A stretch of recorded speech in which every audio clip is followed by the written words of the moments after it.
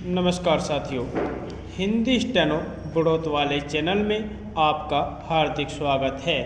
आज की डिक्टेशन रामधारी गुप्ता खंड 1 से प्रतिलेखन संख्या 29 व 30 से 100 वर्ड पर मिनट की स्पीड से होगी। तो आइए शुरू करते हैं। डिक्टेशन शुरू होगी 5 सेकंड बाद। स्टार्ट। महोदय, मैं दिल्ली के संबंध में भी कुछ कहना चाहता हूँ।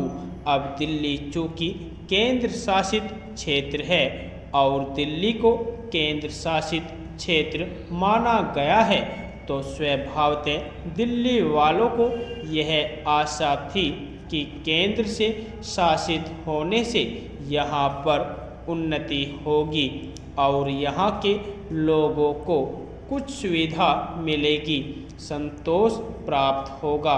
किंतु मैं यह देख रहा हूँ और लोगों में भी यह भावना बढ़ती जा रही है कि जब से यह केंद्र शासित क्षेत्र हुआ है, तब से शासन में निरंकुशता आने लगी है और लोगों की ओर ध्यान कम दिया जाने लगा है।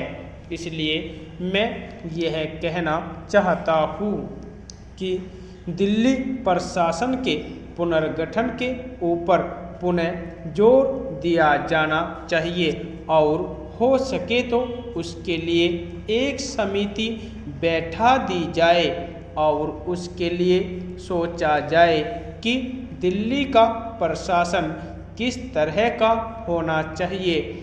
मैं चाहता हूँ दिल्ली के प्रशासन के संबंध में आप विचार करें।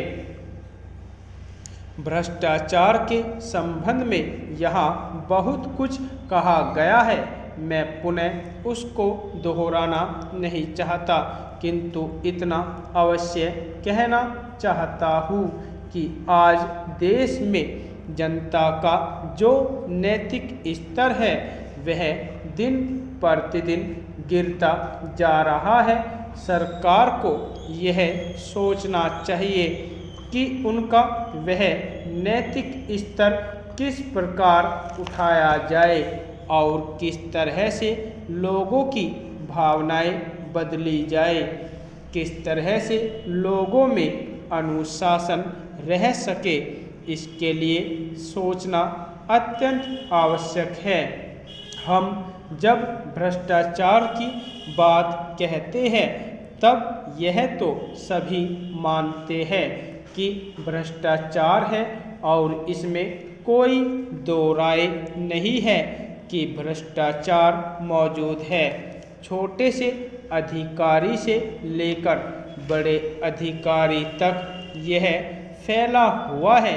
भ्रष्टाचार केवल प्रशासन में है ऐसी बात नहीं है, वरन यह लोगों में भी फैला हुआ है। जब करों की अदायगी का प्रश्न आता है तब लोग दो दो खाते बना लेते हैं और आयकर की चोरी करने का प्रयत्न करते हैं और कर से बचने के लिए भ्रष्टाचार करते हैं।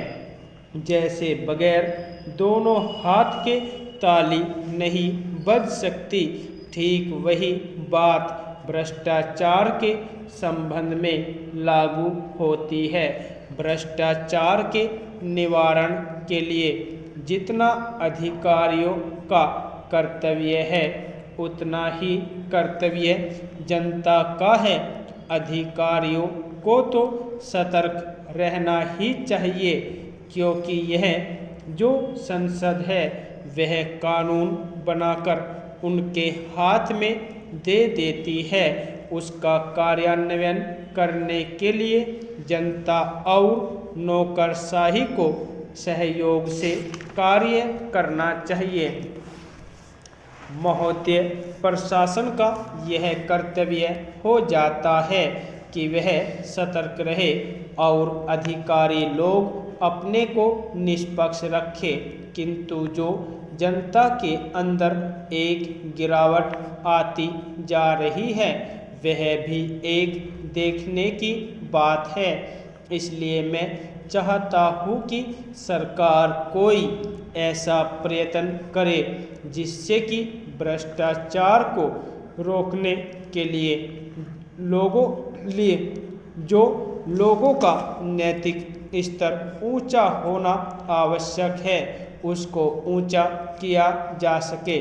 उसके लिए जो भी वह कर सके करे। मुझे कहना तो बहुत कुछ था, लेकिन चूंकि मेरा समय समाप्त हो गया है, मैं अब और कुछ नहीं कहूँगा। महोदय, इसलिए मैं माननीय रक्षा मंत्री महोदय का ध्यान इतिहास की उस चेतावनी की ओर दिलाना चाहता हूँ कि हिमालय की चोटी पर जिसका अधिकार रहा है, उसका गंगा और यमुना के मैदान पर भी अधिकार रहा है। हम इस आशा में नहीं रह सकते कि हम दुश्मन को हिमालय की चोटी से उतरने दें और फिर मैदान में उसका मुकाबला करें। मुझे याद है कि कुछ वर्ष पहले प्रधानमंत्री जी ने बड़ी दृढ़ता के साथ यह कहा था कि हम हिमालय को दहेज के रूप में नहीं दे देना चाहते और यह नहीं कहना चाहते कि साहब आप टहलते हुए यहाँ आ जाइए। हम नहीं चाहते कि वहाँ पर कोई मुकाबला ही न हो। मैं समझता हूँ कि अगर किसी भी सैनिक अधिकारी के दिमाग में अभी तक यह भावना है कि हम हिमालय की ऊंची चोटियों को छोड़कर नीचे मैदान में आकर युद्ध लड़ेंगे, तो उनको भ्रम में नहीं रहना चाहिए। यह एक घातक बात होगी, एक आत्मघाती नीति होगी। अगर एक बार चीन का हिमालय की चोटियों पर कब्जा हो गया, तो चाहे वह बाद में नीचे हम पर हमला न भी करे, किंतु वहाँ से हम उसको कभी नहीं हटा सकेंगे। इसलिए इस संबंध में स्पष्ट निर्णय किया जाना चाहिए। इसके बाद मैं मध्यवर्ती क्षेत्र के बारे में कुछ कहना चाहता हूँ। पिछली बार जब चीन ने बड़े पैमाने पर आक्रमण किया था, तो लद्दाख में और पूर्व में नेफा के इलाके में किया था। मध्यवर्ती क्षेत्र में मिडिल सेक्टर में लड़ाई नहीं हुई थी, लेकिन मेरा अपना अनुमान है और बहुत से लोगों को इस बात की आशंका है कि अगर अब कभी चीन ने दोबारा हम पर आक्रमण किया, तो वह मिडिल सेक्टर में करेगा। इसके कई कारण मालूम पड़ते हैं। यदि आपको डिक्टेशन अच्छी लगी हो तो हमारे चैनल को सब्सक्राइब करें तथा वीडियो को लाइक व शेयर भी करें। धन्यवाद।